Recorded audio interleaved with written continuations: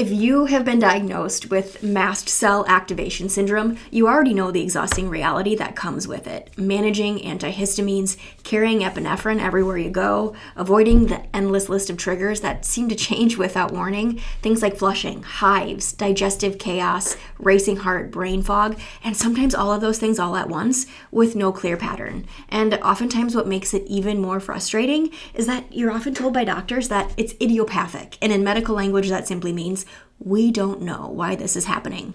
So the focus becomes on managing symptoms. But very few people are asking the bigger question, and that is, why did your mast cells become hypersensitive in the first place?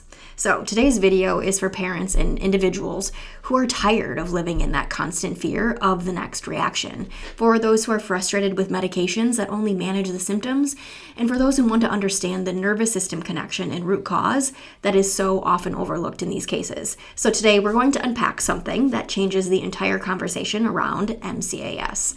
We'll talk about why mast cell activation is often connected to nervous system dysfunction, not just immune system problems. We'll explain the vagus nerve connection that both conventional and functional medicine frequently overlook, and then what we call the perfect storm of stressors that can push the body toward mast cell chaos. So we're also going to talk about why conditions like MCAS, POTS, and Ehlers-Danlos syndrome often show up together, and then most importantly, what a drug-free neurological action plan can look like when you begin addressing the root cause. So we see this pattern constantly in our office. Somebody walks in with an MCAS diagnosis, a bag full of medications or supplements, and a list of triggers that seems to just get longer and longer. They've already seen allergists, immunologists, gastroenterologists, and often functional medicine practitioners as well. And everybody agrees that the mast cells are overactive, but nobody can fully explain why. And what conventional medicine often misses is this. Mast cell activation doesn't happen alone. Research shows that mast cells respond directly to signals from the autonomic nervous system. And when that communication system becomes dysregulated, when it's stuck in this chronic stress mode, mast cells can become hypersensitive to even normal stimuli that shouldn't trigger them in the first place. So to understand why, it helps to know what mast cells actually do.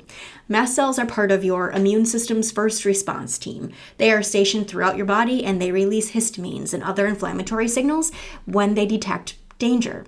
And normally they only activate when there's a legitimate threat. But in MCAS, the activation threshold becomes low. Mast cells begin reacting to things that shouldn't be considered threats. And what medicine often doesn't explain clearly is that the immune system is heavily regulated by the autonomic nervous system, particularly the vagus nerve. So think of your nervous system like a car with two pedals. There's the sympathetic nervous system, and that's the gas pedal. It activates the fight or flight response when your body senses danger.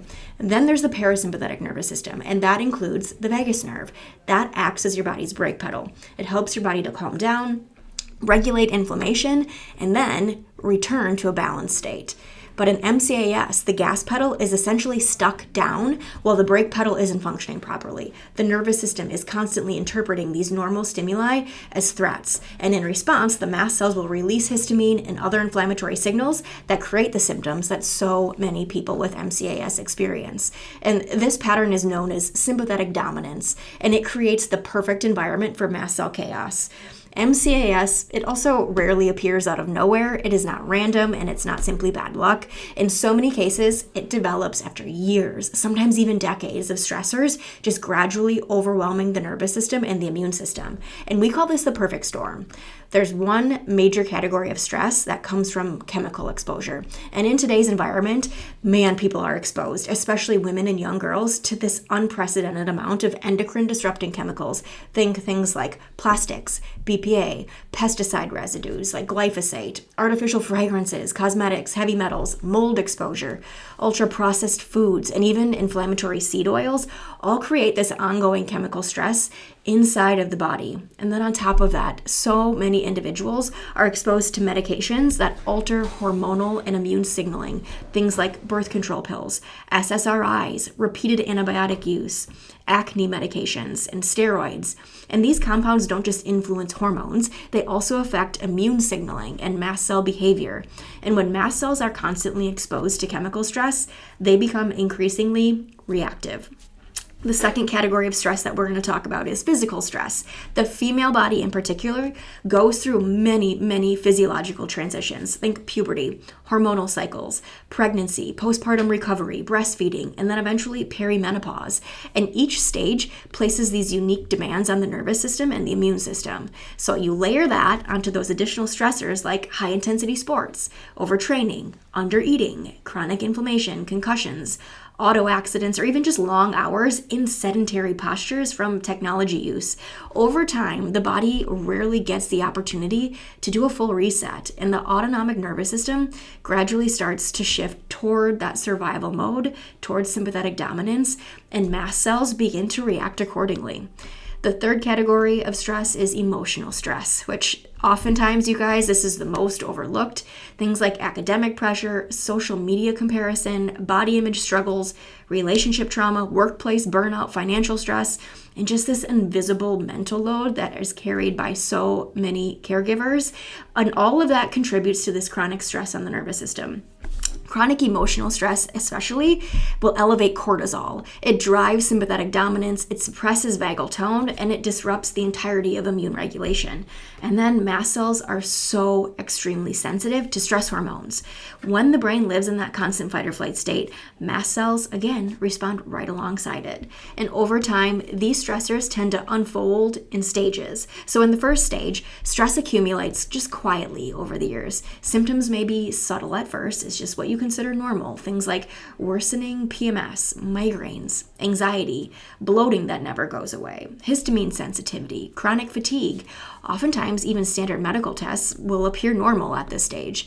Then comes a second stage. This is where the nervous system shifts more deeply into that sympathetic dominant mode. And at this point, we'll start to see things like hormone instability, irregular menstrual cycles, autoimmune markers, POTS symptoms, food sensitivities, hives, flushing of the skin, itching, brain fog.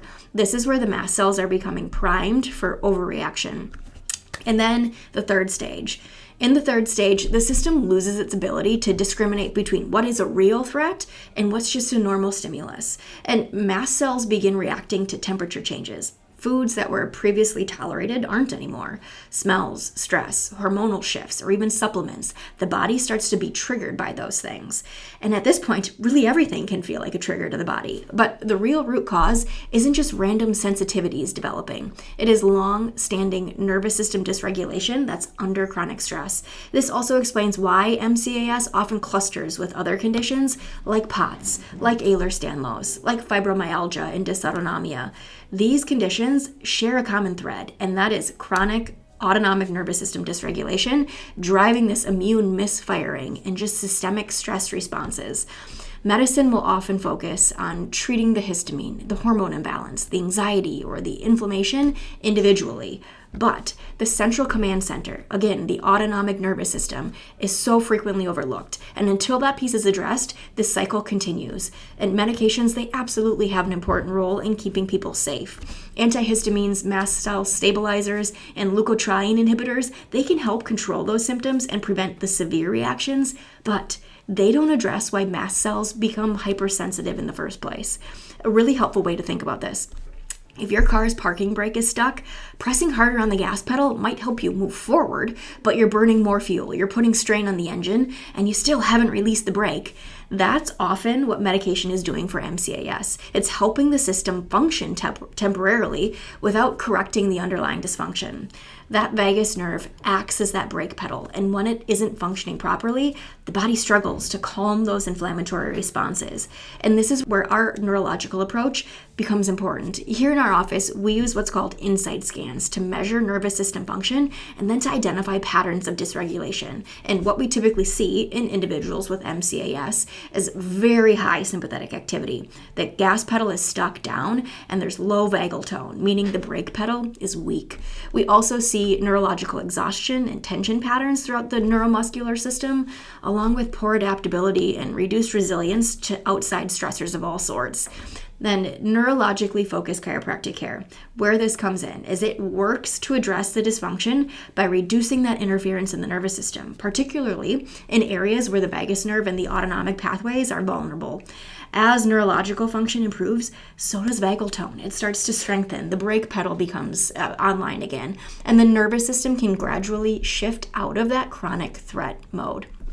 So in the office, I said we use insight scans, and why we use them is that these scans show, oftentimes what we see in patients struggling with MCAS is that elevated sympathetic activity and poor autonomic balance showing up clearly on one of the scans in particular, and that's called the HRV scan. And while the thermal scan reveals areas of neurological stress along the spine, when we can combine those two scans together, it really gives us a solid picture of what's going on neurologically that contributes to the MCAS diagnosis. And what's fascinating is that the scans will often improve before symptoms do.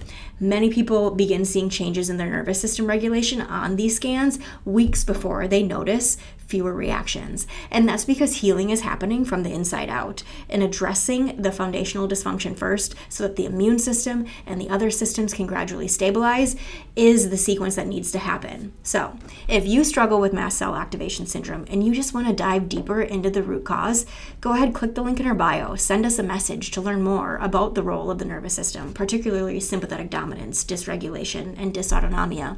The scans that we do in office take just 15 to 30 minutes, and they give us this complete and incredible insight into what's really happening deep within your nervous system. And that helps us guide you to a more effective drug-free action plan moving forward. So if you're ready and you want help right now, you can also schedule with us directly here at Foundations in Fountain City. You'll find the links in our bio. Simply send us a message, give us a call, and our team would love to get you scheduled. Your nervous system and your immune system were designed to work together in balance, not in this constant state of fight or flight. So like I said, if you were looking for help, we are here for you. Give us a call.